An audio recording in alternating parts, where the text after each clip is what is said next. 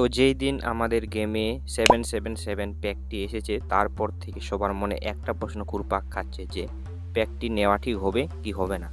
তো আজকের এই ভিডিওটি দেখলে আপনাদের মনে একটি পরিষ্কার ধারণা চলে আসবে যে কে কে প্যাকটি কিনবেন আর কে কিনবেন না। তো আমরা যদি প্রথমে প্যাকটি দেখি যে কোন কোন প্লেয়ার অ্যাভেলেবেল আছে, তাহলে আমরা সবার প্রথমে পিডিএসের 103 রেটেড এপিক বুস্টার কার্ডটি দেখতে পাবো, যার প্লেইং স্টাইল হলো ক্রিয়েটিভ প্লে মেকার আর লেফট উইঙ্গার ও লেফট মিডফিল্ডারে খেলতে পারে।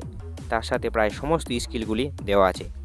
আর বাকি 10টি ফটো কার্ডের মধ্যে মেন 4টি ফটো কার্ড হলো রড্রিগো এর এই ডিপ প্লেয়িং ফরওয়ার্ড কার্ডটি, আর বেনার্ডো সিলভা এর বক্স টু বক্স এই কার্ডটি, মিকেল ওয়াজাবালের এই হোল প্লেয়ার কার্ডটি, আর ব্রামারের এই ডেস্ট্রয়ার কার্ডটি। এখন যদি মূল কথায় আসি, প্যাকটি কিনবেন কি না। যদি আপনার কাছে আগে থেকেই ভালো এপিক বুস্টার কার্ড থাকে তাহলে আপনি এই প্যাকটি স্কিপ করতে পারেন। আর যদি আপনার কাছে আগে থেকে কোনো এপিক বুস্টার কার্ড না থাকে তাহলে আপনি এই প্যাকটি কিনতে পারেন, কারণ এই প্যাকটির দাম 777 কয়েন রাখা হয়েছে।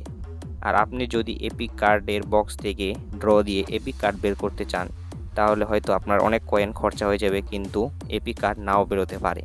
তো এখানে আপনি 777 কয়েন দিয়ে কনফার্ম একটি এপিক কার্ড আর তার সাথে 10টি ফটো কার্ড পাবেন। আশা করি যে আপনারা বুঝতে পেরেছেন যে কে এই প্যাকটি কিনবেন আর কে কিনবেন না।